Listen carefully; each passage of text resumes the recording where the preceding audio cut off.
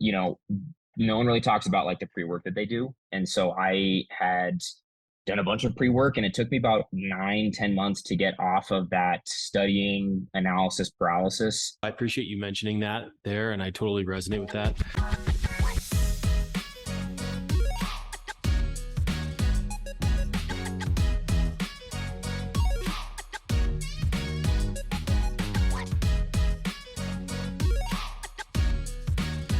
Hi, I'm Chris Gould. Welcome to the Level 10 podcast, the place to elevate your business. I'm joined by Kaleb Gamez from Oak Ridge Development. We've worked on a couple of deals together, and he is in the middle of a pivot based on what's happened in the market since he got a flip under contract and started working on it. So we're going to dive into that here, but welcome to the podcast, Kaleb. Thanks, man. I appreciate you, Chris, for having me on here. Excited to be here. Excited to chat a little bit more about what you've got going on in your world as well as mine. Yeah, definitely. I think a good starting point for anyone I want to interview is take me back to the beginning, how you got started in Sure. real estate, and let's go from there. Yeah, so, I wasn't always, interested in real estate. I actually had kind of a poor experience. My parents were, super blue collar when I was growing up. And, this is something we've chatted about before previously as well. But, my father always worked, blue collar jobs. And kind of the way he was able to get ahead in life was essentially flipping houses. And that came from my grandfather as well. Handyman stuff, small electrical, plumbing, things like that, drywall. I mean, all the bells and whistles he knows how to do. And since I was a kid, he's always had a big garage with like a bunch of tools in it. And, when I was growing up, I saw my parents do a couple of flips, have a couple of rentals. And I honestly hated it because, like, most of the time when I had at least experience or was like exposed to that, it was my dad, like, calling me at like 8 a.m. on a Saturday morning, telling me I had to go somewhere and like go pick up a bunch of garbage and stuff. And he's like, Caleb, I need you down here. Like, we really need your help. And I was, in high school or college, whenever it was, whenever they were doing their projects, I'd get up and have to go to whatever property they were working on and pretty much do manual labor for like 5 or 6 hours.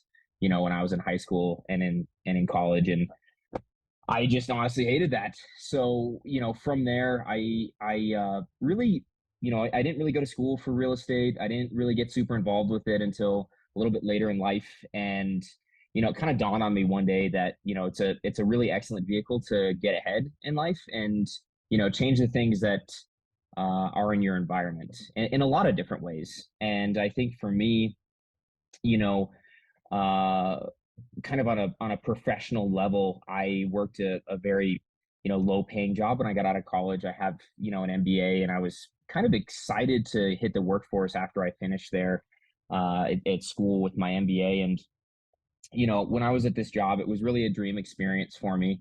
It was what I wanted to do. It's what I had done internships for. And I realized that, the things that I dreamed of as a kid and the things that I wanted in life, financial freedom and the freedom to do the things that I love, hobbies and stuff like that, required more capital and more money to have those things. And I wasn't going to be able to get there from my W-2 job that I had at that time. And really the light bulb went off for me, aside from all the stuff that I mentioned a minute ago, was, when COVID came around.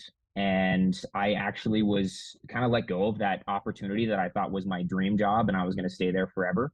But realized that, there's a lot of other stuff out there. And, you know, didn't really set me sour or anything like that when I was laid off of that opportunity. But during COVID, there was a period of time there where I was kind of searching for my next opportunity or searching for another industry to work in. And I sat down and, I read a bunch of the Bigger Pockets books. I listened to a bunch of podcasts, pretty much how most people start.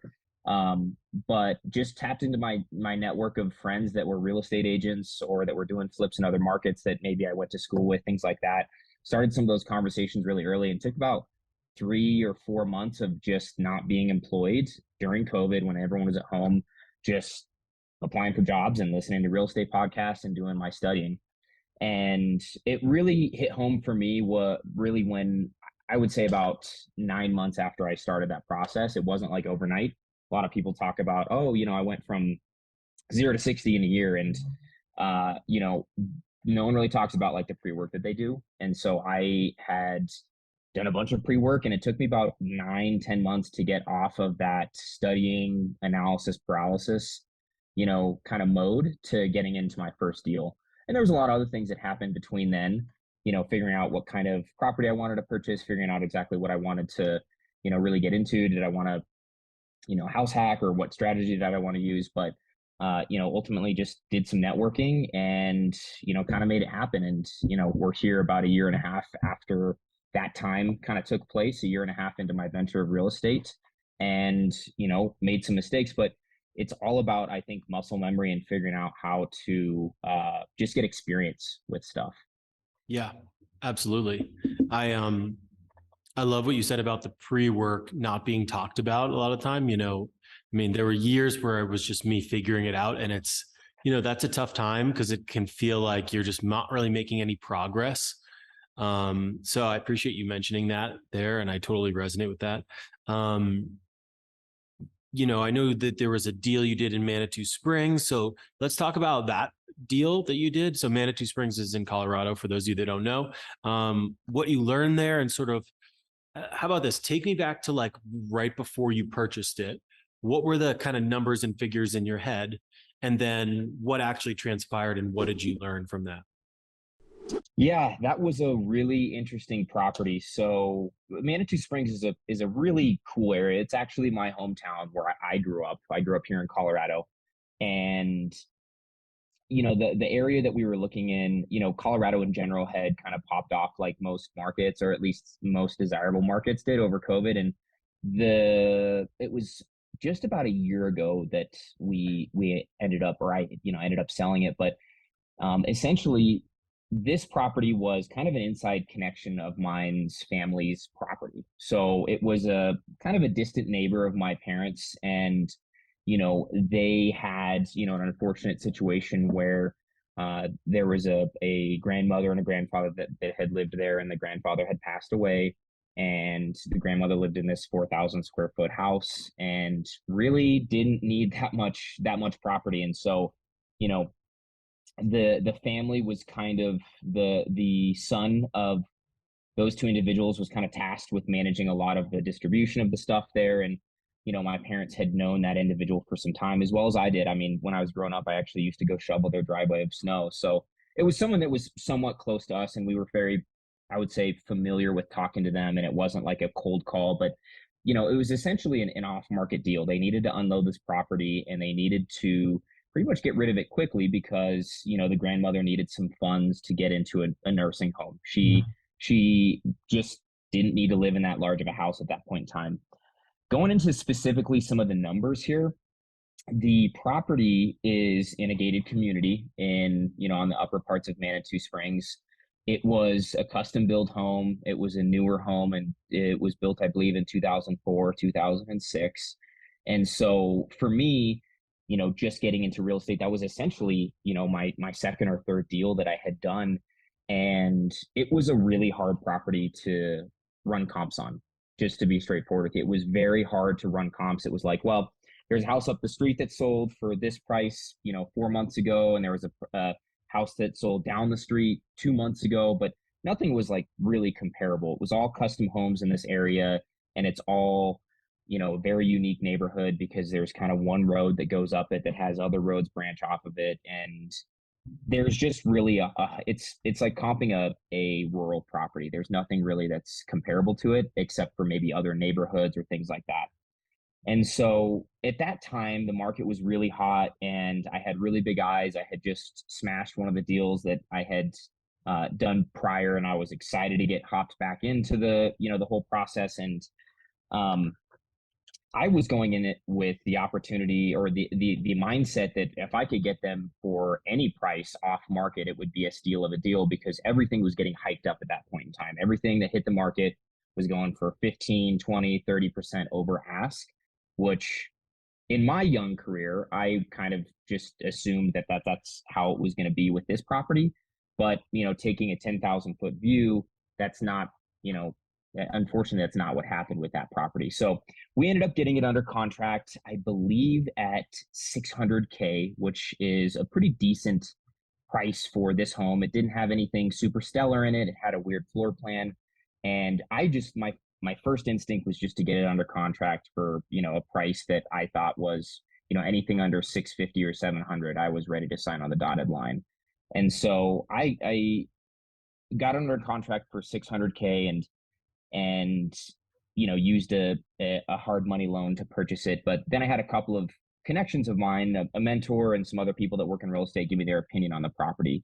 Needed some work, didn't need a full gut, but it also wasn't up to the top of market of the area. Top of market in that area is like marble countertops, stainless steel, everything, almost custom built kitchens and things like that.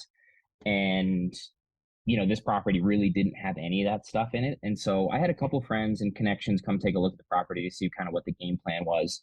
And ultimately, what came out of a lot of those conversations was you either sink 200K in this and make it a $1.1 million property, or you just resell it on the market and try and get another individual in here, much like wholetailing, the strategy of getting something off market and then listing it yourself.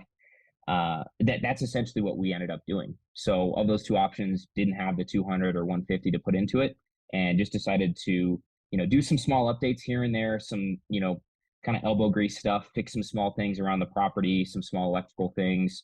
Wasn't a major flip, I would say, but did need a little bit of work to essentially pass an inspection for reselling it. And so we hit the market and had a lot of people come take a look at it. It was kind of a pain to get people in there because it's not, a publicly accessible neighborhood. You have to let people in through the gate and stuff like that. And so had a lot of showings and, had really one solid offer come through. And it was, pretty much about 100K over.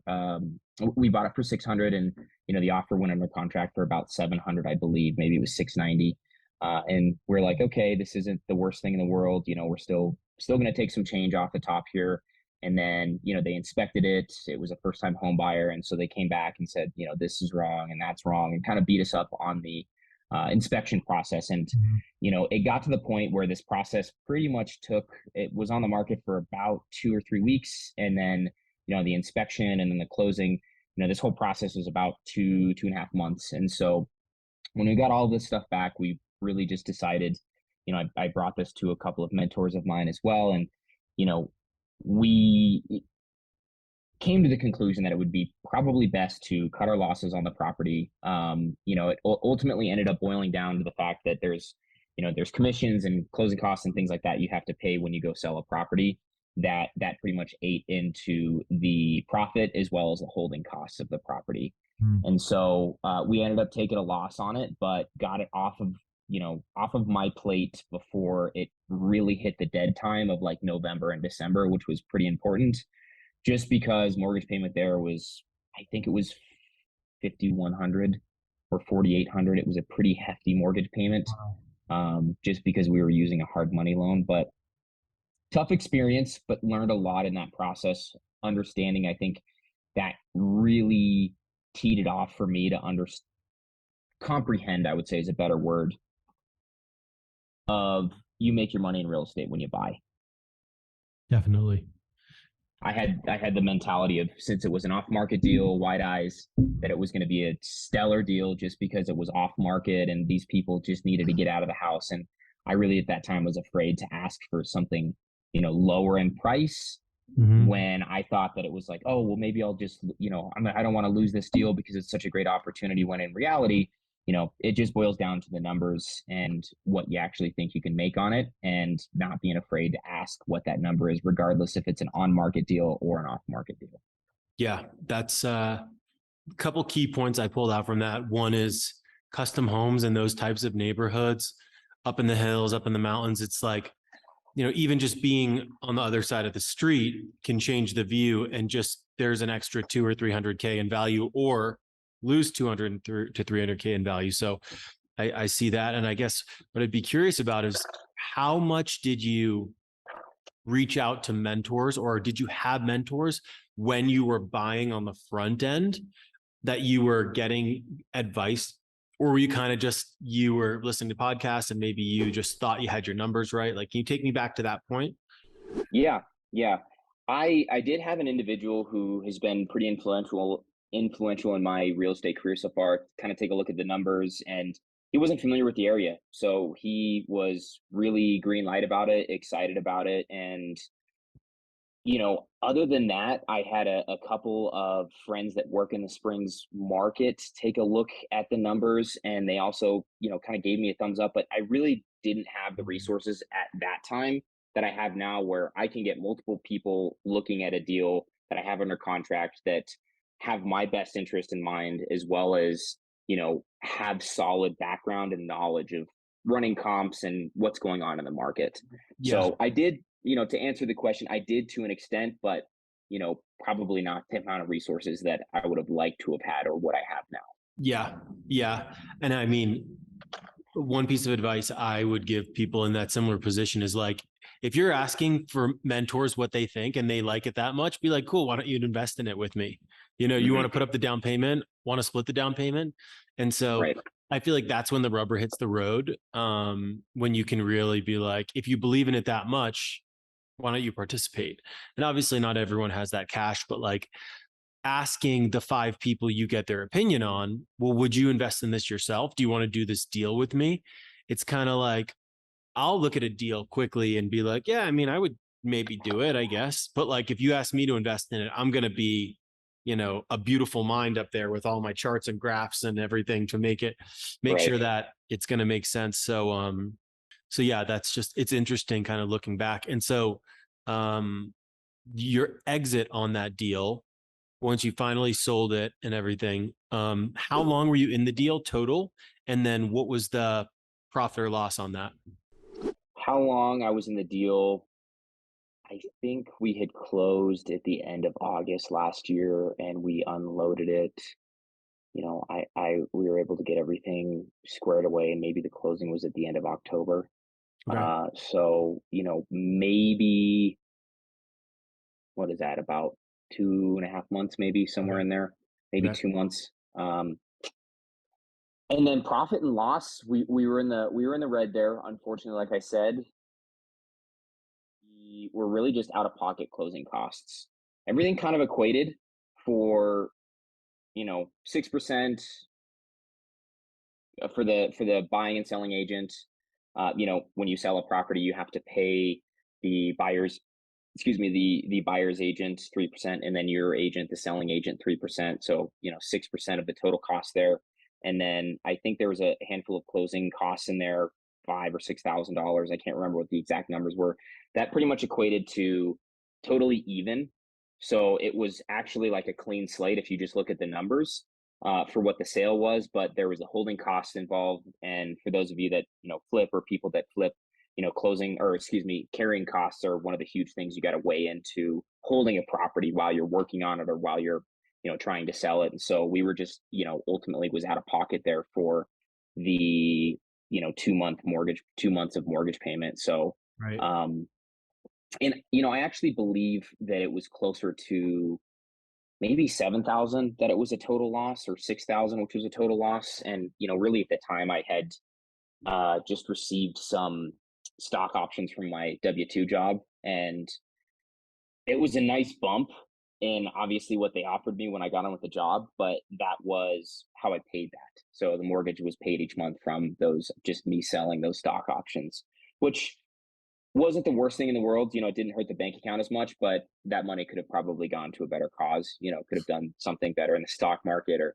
just the opportunity cost there. Just kind of using that for that wasn't ideal, Mhm. but we made it work, and it was a learning experience for me and the purchase process. And I mean, I did the whole deal when we purchased it myself. I didn't use any real estate agent. I just copied and pasted, Colorado buy and sell real estate, documents. I got one from, I actually got a more recent one, and I believe it's actually available on the internet. But did that whole deal myself. Brought it to the title company, found the title company, figured out what the dates were that we were going to close. Essentially, did what an agent Mhm. does. but just did it myself. And so that was kind of one of the, I guess, pros of that whole process was able to close that on pretty much my own. Yeah. Yeah. That's, you look at it, if it was, let's call it 7K lost. I mean, you learned in that one, you make your money when you buy. I think that's a good segue into talking about the Sheridan deal that you just finished the refi on that. So I don't want to give the story away, but maybe you could take me back to the beginning of that. And obviously we've worked together on that deal, but it's quite a story of how the numbers changed and you renegotiated and how long it had been on the market. So you take me back the first day that you found out about this deal and you reached out to them. How did you handle the process?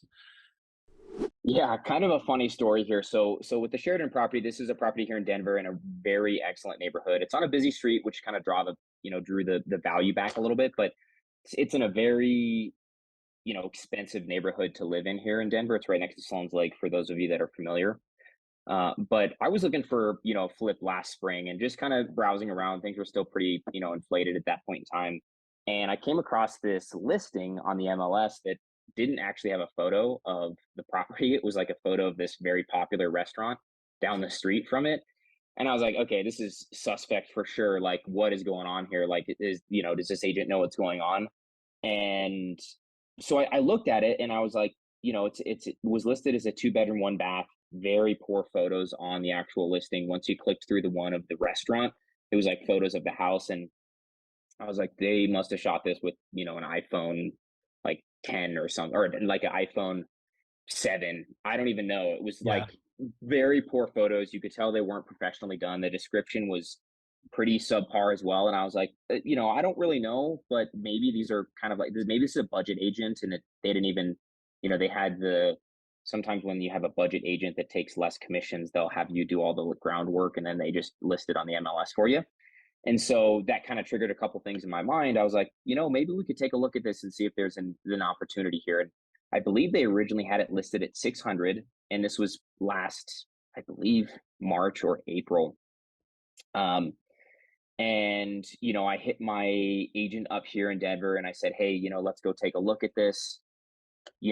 Let's just at least entertain this at whatever it was listed. I think they were at 600, and then when I actually saw it, it was at 550. And so we went into the property, took a look at it. It was kind of an interesting piece of work. It was just real old, had a bunch of old stuff in it. They didn't clean out very much of the stuff at the house. And at the time, I didn't know this, but it was a family selling it for, it was kind of like an estate sale. Family was selling it on behalf of their father who had passed away. And so we took a look at it, weird floor plan, but essentially what we did is came back to them. The selling agent actually wasn't even located here in Denver. So challenge everyone that takes a look at the MLS a lot. If you're looking for flips or good deals, there's a lot of red flags that come along with that stuff. And most of the time it's poor photos or poor descriptions or photos Mhm. that aren't even of the property itself. That can give you a pretty good sign that these people are just trying to sell their property as quick as possible, or might just need some help financially. Anyway, we looked at the property, and I believe they were at 550 at the time, and I think we offered 520, and maybe it Mhm. was 510 initially. And they came back and said, sorry, we've accepted another offer. We're going to go this direction. And I said, great, no big deal. We'll figure out something down the road for me. And so essentially what happened is they accept an offer from a wholesaler who tried to take it off the MLS, get it under contract, and then flip it to, you know, her or his investor list. And the I think it was a 7-day contract. And so they had 7 days to obviously turn that around, and they couldn't. And then the property actually went back on the market, and I was just taking a look at it. I didn't hear from my agent at all that it had gone back in the market, or they had even reached back out to my agent. And our offer was the only other offer at that time. And I saw it got relisted, and I was like, I thought I just put an offer onto that and it went under contract. And so I called my agent here, and he said, "That's real weird. Let me give him a call." And so he called them up again, and they said, Oh yeah, sorry, forgot to let you know we relisted it. The wholesaler couldn't get it unloaded, and that's also probably due that they were using a broker, or not a broker, a budget agent, or one of those budget brokerages that just list properties and don't really mind what happens with them. Can we Anyway, just they were like, pause on yeah, that real quick? Because I think, yeah, people, if you're thinking about using a broker that's going to do it for less, this has been my experience as well. It's like the fact that their next best offer, they didn't even follow up with it. Like, isn't that's insane to think about? That's literally their one job. This is where realtors really drive me crazy when they don't do like just this bare minimum work to make thousands of dollars. So just word to the wise on using either you pay the full price, or you can do something called brokerless.com, LESS, brokerless.com. And you can list on there for like 200 bucks. And then the calls will come to you personally. And so you're fielding them. And that's a great way to save the buyer's agent fee of 3%, especially on a house like Caleb's. If it's selling for 600, that's going to save you, $18,000. So word to the wise on that, either manage it yourself, but still get it listed on the MLS, brokerlist.com, or just pay the person so that they actually prioritize it. It's kind of low key insulting every time you go with a discount broker. And so it's just a something that people don't understand. Also, offering less on the buyer's agent commission. Um, oh, we're only doing 2%. It's like some agents, I know they're not technically allowed to do this, but they won't even show the property to their clients because you're going to cheap out and try to save $4,000 or whatever or less. So not to cut you off, Caleb, but I just feel like it's really important to note, like hmm the discount brokers they're a nightmare usually. yeah. No, and that's kind of what turned me on to, this whole process and shining the light on that whole situation, on how maybe there's some holes in the system that you can actually find good deals directly on Mhm. the MLS. 100%. So, you know, picking up where I left off, essentially what happened, the listing agent didn't call my agent back. We found out that it went back on the MLS, and my agent called them up and said, "Hey, we'll do you for 500." I think maybe it was 505, and they were like, "Sure." And I said, "Great, I'll use a hard money loan here. We're going to go in, we'll close this in 14 days. We're going to do an inspection, but not a full inspection. That way it doesn't, we don't drag this process out. I know you guys are just trying to get out of this. It's not your property." And so we went in and did an inspection, and there really wasn't anything majorly wrong with the property. It was just really old. It needed some small work here and there, and it was a full gut, but it wasn't like the foundation is broken in half. The roof is collapsed. It wasn't anything of that, matter. And I saw that as an opportunity that, hey, this is not really going to sell for top of market, or at least what they're asking for, without a lot of somewhat costly updates. I mean, when you're talking about rehabbing a whole house, there's a lot of small things that add up, right? There's quite a few inexpensive items. When there's 45 of them, that becomes a $10,000 tab. Hmm. So, that's the approach that we took, going back to chat with them and letting them know that, hey, there was actually some things wrong with the property that, I am going to have to pick up the tab for and fix if this is going to be something that is going to be, top of market. And so what we did is we ended up coming back to them after they accepted our 505 or maybe 500 offer. I can't remember the specific number. And we actually came in at 450. And that was what the comps were going for, or at least, some of the comps in the area were 570, 580, 600, 620, 650. And, I came in with a very conservative number at 450. And they said, well, they came back to us after about 24 hours of thinking about it, which at this point in time, I had thought I probably just lost the offer. They were going to bail and relist it. And they came back and said, we'll do 475. And in my mind, I was like, wow, this is a really good deal. I'm actually getting it for a discount for much more than they actually were willing to sell it for. And it sounds like they just want to get it off their plate. But I kind of looked at the numbers again, and I was like, we really need to be sitting close to 450. 455 is kind of really where I want to be at. And, I worked with my agent, and, told him kind of what I was feeling. And he said, let's go, let's put in a counter offer, which is the this would be technically the third counter offer for just 455. Let them know this is where we're at. This is where the numbers make sense for us. And we put it in. And I was like, it's going to be a waiting game from here. I think I put that offer in at, maybe 10 in the morning. They called us back at, I don't know, 10:30, and they said, we'll do you for 455.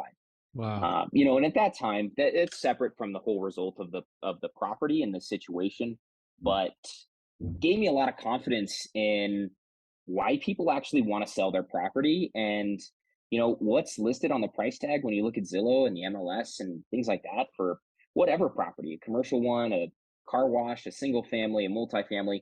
you know that's really just a starting point, and I think in a lot of people's minds they price themselves out of flips, or they think of other ways to not buy a property, when it's most of the time just a conversation that needs to be had. And this last opportunity at Sheridan kind of shined the light on that for me and kind of taught me, hey, you know what? If it says 450, maybe they're only going to take 450, but you know what? Maybe if I can close in 7 or 14 days, they're going to take 390 or 385, something like that. So, Yeah.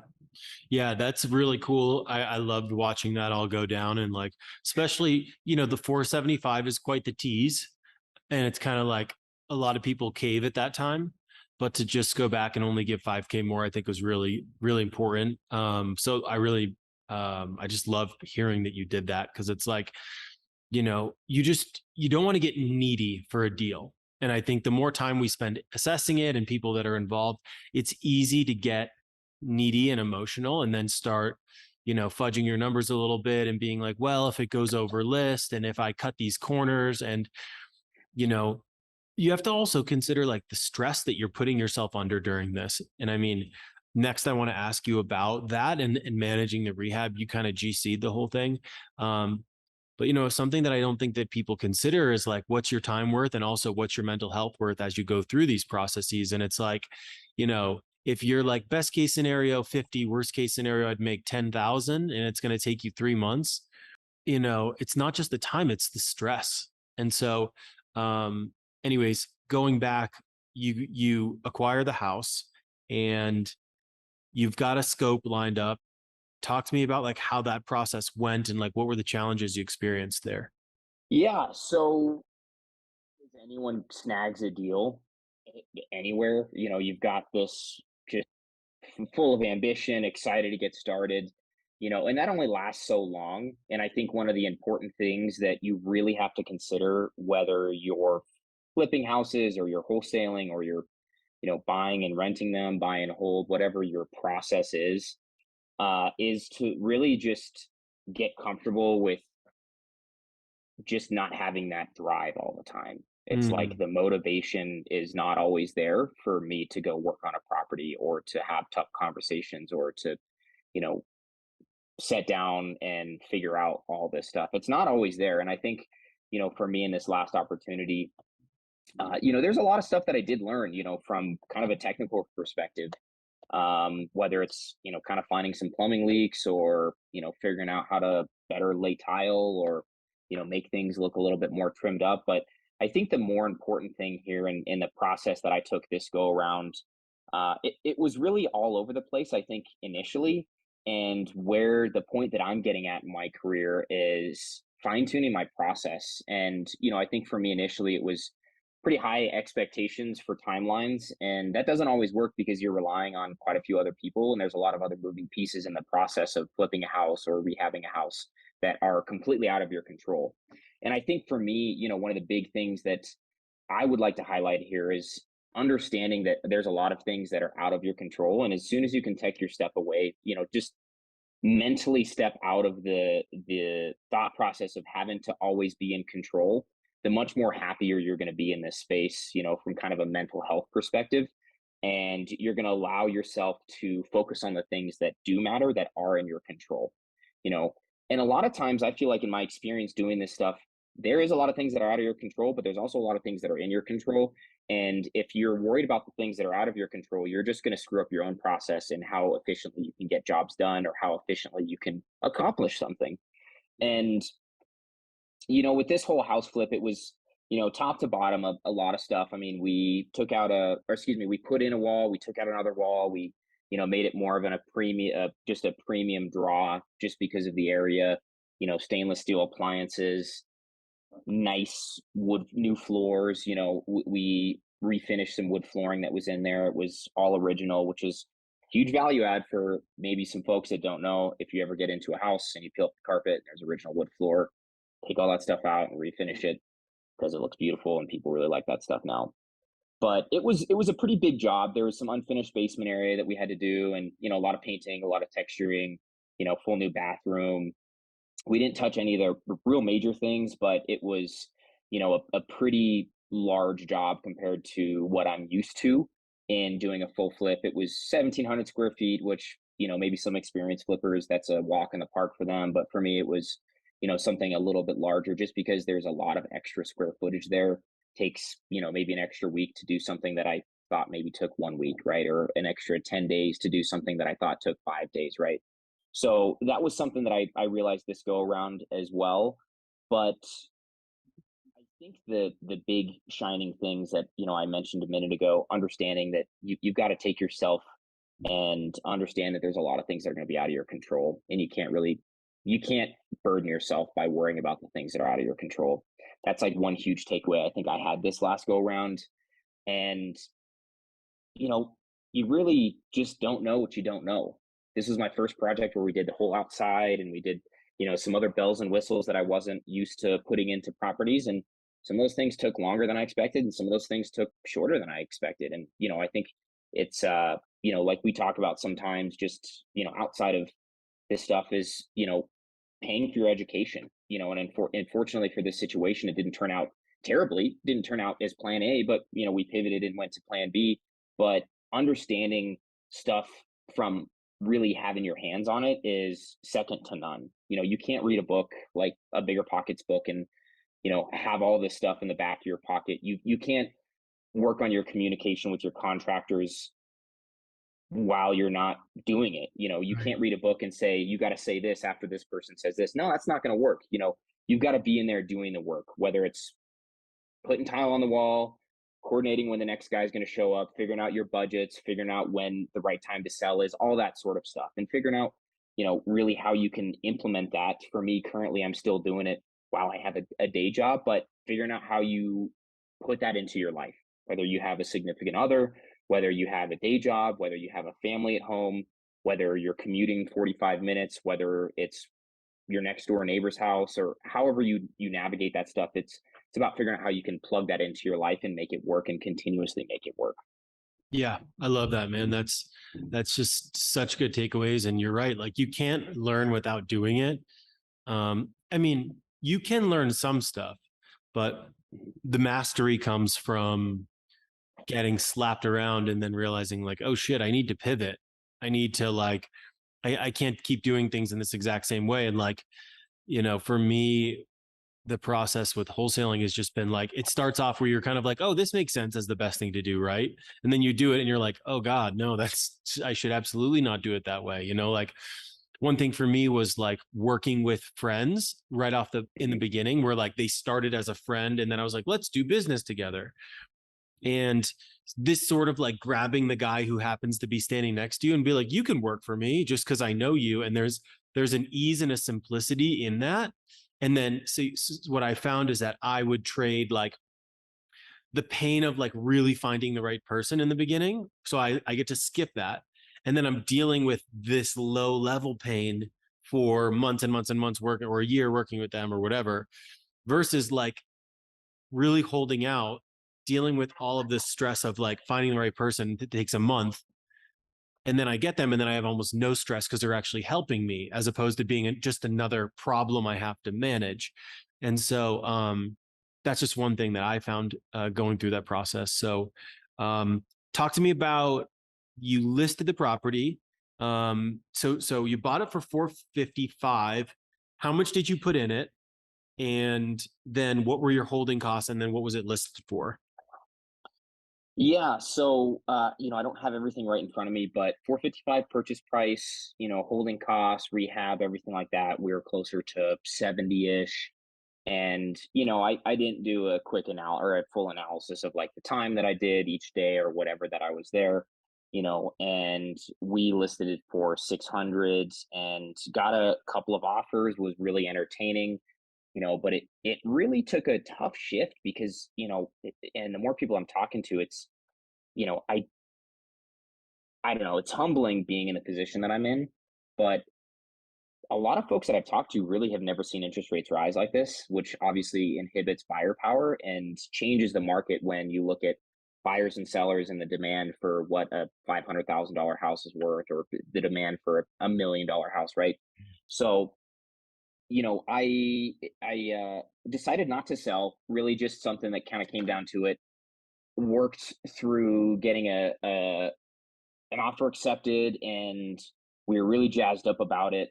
And it kind of came down to they just wanted some stuff that was really kind of out of out of the books. That there was like a bunch of requests, and it was like, you know, this is an astronomical property in a great neighborhood, and we're fighting tooth and nail to move this, but if I can financially figure out how to, dance around the situation and make a little bit of a pivot to hold on to it, it's going to be so much more worth it when, maybe the market levels out a little bit, buyer confidence goes up a little bit more. Obviously, in more premium markets, there's, a little bit more drastic change in value when things like this come around. But kind of came down to it. And, I listen to my family a lot, and they're just astronomical people. But they were the first ones that kind of told me, maybe you should think about moving in there and kind of figuring out exactly, what next steps are, kind of just seeing if we can hold on to it for a little bit of time. And I chatted with a couple of other individuals, that have been mentors to me, and most of them actually in the first place told me to hold on to the property because it's in such an appreciating neighborhood, and it's such a up and coming, it's not even up and coming, it's already came, and it's very expensive to live in the area, and the values have just gone up so much over the past couple of years. And so, we would have taken home, I would have had a solid profit on the property. I think it was going to be about 25K for essentially what we could have sold it for with the first accepted offer. But boiled down to it, the sweat equity that I put into it, and the stress and the overall effort I would say I put into this property was probably not worth the short change in money that I would have gotten, in exchange of moving that property. And I think when I look at it in the scheme of things, I think it's an interesting situation to be in because I thought I was going to walk away with six digits in my bank account, which would have been great. But, I thought I was going to be a hotshot real estate investor. We're going to be on to the next five deals real quickly. And that's just not how it worked out, and it's humbling to be in my situation. It's great because I'm going to have an excellent opportunity, and I will, set up for success moving forward with the properties that I do have. But it's also humbling because for me, I had this fake expectation that I was going to be, just skyrocketed in my real estate investing career without any setbacks. It's not an escalator. And I kind of had that notion going into it. And, it's not necessarily a step back, but it's humbling for me over the past couple of weeks when I've been transitioning over with everything going on. It's, you know, one of those things that it's like, all right, let's get back to the drawing board. Let's figure out what worked for us, what didn't work for us, kind of evaluating the process that I took. And, I picked up a Bigger Pockets book like last week, and I was like, I'm going to start this book because I said I was going to start it when I was flipping this house and I didn't. Let's get back and start looking at some numbers again, start running some more comps. I can't sit on the sidelines forever. And it's like, unfortunately, this situation didn't work out as plan A, but it's going to be perfectly fine with plan B. Hmm. And I think that that's, going back to you almost bought that house at 510, and it's Hmm. like that 60K discount that you got on it. When you buy right, you have more options. You can actually execute a plan A, B, or C. And it's like, if it had sold at top of market, that's plan A, and that makes you the six figures. If it sells a little low, that's plan B, and you maybe just make a little bit. Plan Z, if you refi it, plan C, if you refi it, that's available too, but only because you bought right. And so I just think Hmm. that that's really something to highlight of like, I remember when you were first starting off this deal, we talked about all of those different options, plan A, B, and C as potential outcomes that would be okay. and it just happened to end on plan C. But a lot of folks, the thing that's cool about what's happened with you is like, you're still good and you can keep flowing, and like you can go do another project. But like, Mhm. if you make the mistake of not buying right and only trying to flip based on, everything going magically perfect, you've complete the rehab in 30 days. It goes 25K over market. You sell with a discount broker. They don't ask for any repairs to happen. Your contractors show up on time every day and do everything they say they're going to do. It's like, if that's the game plan you have, God bless you and good luck. But like, I just don't think that's a good way to build a successful strategy. Like, I think numbers should be built upon worst case scenario. And if worst case scenario, you'll be okay, do the deal. But if worst Mhm. case scenario, you're going to be in the red, don't get involved. And it's like, that's where that neediness comes in, is like, especially if like you've been trying to hunt for a deal, you can't find one, you feel like you got one. We can start getting really, like Gollum from Lord of the Rings, my precious, my Right. precious. And it's just like, you got to be willing to kill your darling sometimes with deals. And I think you made the right decisions on the front end, so that if worst case you ended in plan C, you'd still be all right. And so I just think that's really cool, because you kind of see that all play out in real time with your story. Mhm. Yeah, and I know I didn't mention this. Essentially, I cashed out, refied the situation, paid obviously the individuals off that were involved in the deal, as well as most of the rehab costs, and it's going to work. I mean, it's going to work just fine on paper, and I'm hoping to have that turn into an Airbnb property, which could generate some significant revenue just based on the regulations here in Colorado. But I think it's about understanding, just some other options. What you just said is excellent. Worst case scenario, what's the worst thing that can happen here? And am I okay with being in that situation? Like, am I going to lose everything that I have and, you know, be living on the streets? Like, I'm not sure I would take that deal, but I knew in the back of my mind where I was set up with a couple of the other properties that I do have that, yeah, it's not going to be ideal, but we'll absolutely make it work. And I think taking a look at best possible situation, probable situation, worst possible situation that could happen, and understanding that, you know, spectrum of outcomes when you flip a house, probably going to be so much more confident in doing a deal, and like you said, being okay with what's the worst thing that can happen here, Yeah. and am I cool with that taking place. Yeah. Awesome. Yeah, man, I'm just really happy for you that, you went through this process. I'm excited to see what you do next. You're always, it seems like you were exponentially growing with each of these you do. So really excited to see that happen, man. And where can we find you and like learn more about your business and what all you're doing? Yeah, so I have some social media pages. We're growing out it's on TikTok, it's RE_KG. And then my website is oakridgecolorado.com, just spelled out. And then we're really, on my end of things, I'm really excited to start pushing out just some general content about rehabs and things like that. I think I bring a funny personality, so stay tuned on my TikTok for some probably pretty stupid videos. But and if anyone has any questions, just slide in my DMs. My Instagram is just that kid KG. So I'm always happy to be a resource. I think one of the things that I feel like I was just able to take a plunge in the first place was just getting conversations with people that did stuff that I wanted to do. And it takes a lot of nerve, but sometimes it's a little bit easier to just slide in people's DMs than turn around and talk to someone at a networking event or whatever. So if anyone's more comfortable doing that, like, I'm obviously happy to help out. I'm want to be a resource for people that, I'm nowhere near an expert, but I feel like I can at least tell you probably what not to do, sometimes since I've made some mistakes recently. Yeah. Awesome, man. Well, thank you for coming on the podcast. Great to have you, and looking forward to seeing what your next project is. Cool. Thanks for having me, Chris. All right, man. See you. Thanks for listening to the Level 10 podcast. You can head over to level10official.com to learn more about our courses, coaching, and everything else that we offer. And if you enjoyed this episode, please subscribe, like, and share with your friends. Go out there and take it to the next level.